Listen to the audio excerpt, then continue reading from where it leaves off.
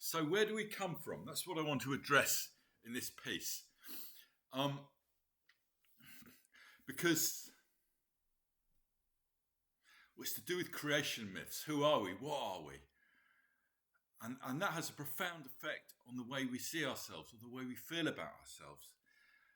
And we're encouraged to believe that we are pretty much products of our childhood and our DNA. And our childhood most of all, probably. And you see people, they trot stuff out, I'm like this because that happened when I was 3. He's like that because that happened when he was 4. It can sometimes be as sort of de-duh as that, the way we think. And I don't think it's true. And it's what James Hillman calls the parental fallacy. The idea that our parents are fundamental in shaping who we are. This is not true, I'm going to assert. And it's not a shamanic view to say that. It's only very recently that people have begun to think about like that. And I think with anything, it's always worth looking back to how people used to think. It's not like we're more advanced, that we've made this great discovery. No. The reason we do shamanic things is because we have faith in how early people saw things.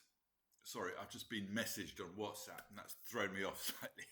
But maybe I should pay attention. Okay, back again. They kept messaging me. So it's as bad as the cat coming in. Actually, I'm going to have to just do something about that. The cat generally knows when I'm doing something like this and comes in and starts demanding attention. So I've just had to block off the cat flap for a bit. So where was I? We're sacred beings. That's our origins. Our origins are not in our DNA and they're not in our childhood, not the most important ones. Just to emphasize, of course we're shaped by childhood and of course we're shaped by DNA. We don't exactly know how, but the strongest conditioning factor of all is what came first. It's the spirit. That's the strongest conditioning factor. And any indigenous people will affirm that. It's like, well, yes, of course, we have this spirit. There's a traditional view that if you're a parent, your kids they're completely separate beings. They're just here for you to take care of for a bit. They're not like this sort of part of you in the way that we can like to imagine. So that's the main point I wanted to make, really. Any decent creation myth sees humans as sacred.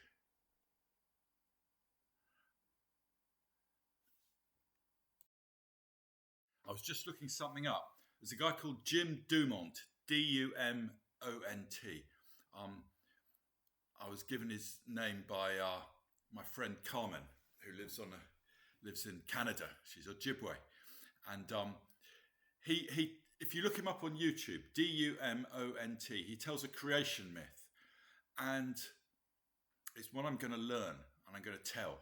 But what stuck out for me was the emphasis on humans being sacred. That's what came through for me. That's what I remember most. And of course, we don't have that anymore. Humans are not sacred. They're products of the unfoldment of an inner universe and this thing called consciousness as origin, which we scratch our heads about because we've got no idea what it is. It's a sort of epiphenomenon, a sort of byproduct. Consciousness is a sort of byproduct instead of the main thing. So that's what we are. It's the main thing.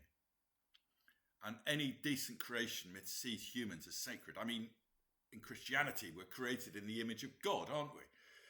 Even though they then put us down and tell us we're original sinners and all the rest of it.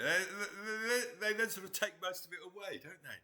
But it's not like that if you're indigenous. You're always valuing how precious we are as humans. And Wordsworth understood this. In the Prelude, he writes, "Trailing clouds of glory do we come from God who is our home." So all this had got me thinking for quite a while, because I thought, on the one hand, we've got this other method, You know, if you see a psychotherapist and say you've got a problem with relationships and you're a bloke, the first thing I want to know is your relationship with your mother. So that's where it all comes from, because we imitate our parents, and we imitate our parents' marriage and then recreate it. And I think there's probably something in that. Yeah, there's probably something in that. But fundamentally, we're our own person, our own agents, and God knows what we bring with us. Yeah. And so I've been thinking for ages, how can I have a model? There's plenty of psychotherapy models about what the human's like, yeah, and psychological models. What sort of model could we have that both tells us that we are spirit, we are sacred, trailing clouds of glory do we come, yeah? But also there is that it lands in this shaping environment. Yes, it does shape, just not to the extent we think. And it came to me because it can only be a metaphor. Yeah, it can only be a metaphor. And it was fire and water. This was about a week or two. I said, oh yes, it's fire meeting water. Fire is the spirit that comes in. Water. The reason it's water is water's like the womb. It's the holding environment. So it's your mother, it's your family, it's your ancestors, it's the culture around you, this emotional place, this input that comes towards you, out of which a being comes. Yes, it's fire and water, and fire meets water, and what do you get? You get steam, you get this synergy, you get this crucible, you get this alchemy. So that's what we are really. And I suppose the whole purpose of this piece I'm making is to, one, re-sacralize us, say we are essentially sacred, and two, take that seriously. Don't put it to one side and go, yes, I'm sacred, but I'm like that because my dad was like that, and I'm like this because my mum was like this, and I'm anxious because my mum was like that. We can always find a story like that to explain whatever demons are assailing us in terms of our mother or our father or whatever. There may or may not be something in them, but we kind of put aside taking that spirit aspect seriously. Take that spirit seriously as a conditioning factor, even though we can never know. The trouble is we've got no words. We don't know, but nor do we really know about our childhood. We're floundering around and we invent stories. That's all we do. And the reason that works is because we're paying attention to that demon. We may have made up a story, that demon's there because my mum was like that. Well, who knows? Yeah. But the fact is we're paying attention to it, and that's why it's transformative, not because of that story we've made up. And of course, I don't want to tread over people's sensitivities here, because it can seem like I'm ignoring very sensitive things, that I'm ignoring their trauma, that I'm ignoring the things that really hurt in them. And I'm going, no, I'm not doing that. But you can't, here we go, you can't come into proper relationship with those things that torment you unless you put the spirit first. You may well never understand them. That's not the point. The point is to come into proper relationship with them, good relationship with them. Yeah. See what they have to teach us even. You know, sometimes we may be tormented for 20 years. Yeah, that's just how it is. Life is tough. We're given these tough lessons sometimes. And your childhood just may reflect. Your childhood can be useful like that, yeah? You come in with this sense of disempowerment or whatever. Well, your childhood will reflect that in some way or another, and then you can use that to overcome it. But it doesn't mean your childhood caused that. That's the thing. We attribute cause to it. So, where am I going now? Yes, I know where I'm going now. And then I realized, okay, so we're fire meeting water. So always, yes, we need to take the water element seriously, and the family and the ancestors and all the rest of it. Yeah? But take the fire seriously as well. That'll give you agency. That'll give you the means to stand up, yeah, and address these things and not feel that they're fundamental and that you're wounded and you're broken and all these sorts of things. I don't think that's a good way of talking about ourselves, to say that we're wounded or broken, however difficult it is. It's like, no, we have this spirit that can stand upright, that is resilient, that can, and we need trust. We need trust that we can address whatever it is in us that torments us.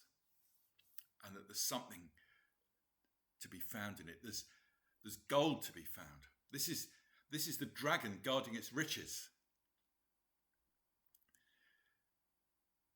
Is that there are these riches underneath the apparent monster. The dragon isn't actually a monster.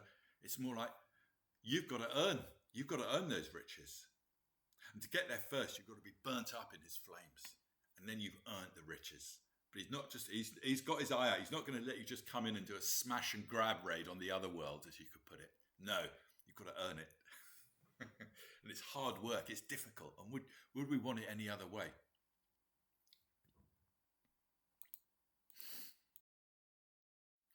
And maybe one particular point for us who do shamanic things, it's the ancestors.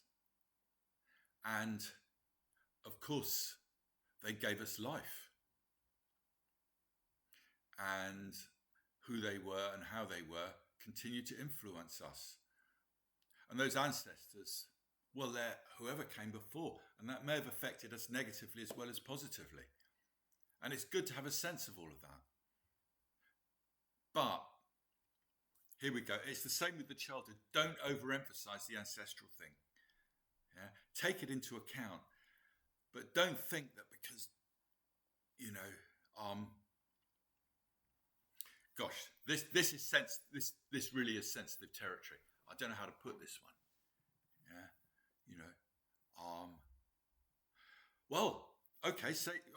I'll grab hold of this one. Say you're black and you're from the Caribbean and your ancestors were slaves, like 150 years ago. Well, of course, that's going to be a conditioning factor in you. But don't over-egg it. There we go. I've really said something I probably shouldn't have there. But don't over-egg it. Yeah? You're not them. You're different. You've got this completely separate spirit that is influenced by all that past. But it's not... It's... Because for the same reason that we over-egg our childhood, we're going to over-egg the past whatever. It turns us into victims. So hold it lightly. Take it seriously. Let it speak to you. I'm not trying to dismiss it. This is the thing. People easily start to feel I'm dismissing it or that I don't understand and all the rest of it. Don't dismiss it, but hold it lightly. See what it has to say to you, but don't feel that you are it. Yeah? And want reparations. Reparations, that's the worst kind of thing. It embeds this. It embeds this way of thinking, and you don't want to embed it. It's like, let's have feuds, ancestral hatreds, all the rest come out of that kind of thinking. It doesn't do us any good. So take it seriously. Acknowledge the ancestors. Leave gifts for the ancestors. Yeah. Thank the ancestors for giving you life and the gifts. But don't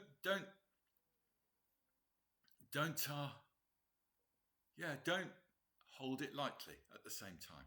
Yeah. They're not who you are. You're something separate that can stand upright. So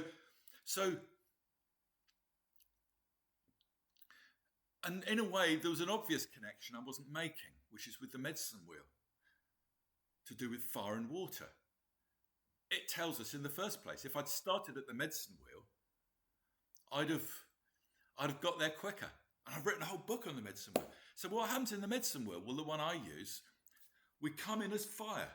That's the East. That is spirit coming in out of nowhere. There's no body, no planet, no nothing. There's just spirit. That's who we essentially are. That's what gets the whole thing going in the East. And it moves around through the southeast to the south. And the southeast is the ancestors and the family. Yeah. The parents. Yeah. All of that. We pick all that up and we move into the south, which is also water. We're a child, but we're water. We're still water. We're not earth yet, because that's sort of full incarnation of the adult. We move through this watery phase, yeah, where we're really open to all these influences, yeah, of the mother first, and then both parents, and then the family, and then the culture, and the ancestors. All of these things, they come in, yeah, and they're part of that fire. So that was so obvious. I'm surprised it took me so long to find it. But that's how to think of ourselves. And that's a very traditional way of thinking of ourselves. How we start out. Yeah. Of course, you bring in earth and air as well. Yeah. And I could do another whole talk on that, but I can only talk for so long. I don't want to make too many points. It's think of yourself as fire and water, as fire meeting water, and that you are sacred. And that sacred element. And because we're sacred, the Great Spirit takes care of us. He loves us. Yeah. He really wants us to thrive. And it has met this water, but it's a meeting. Yeah. What's fundamental is the fire, not the childhood. Maybe I'll leave it at that.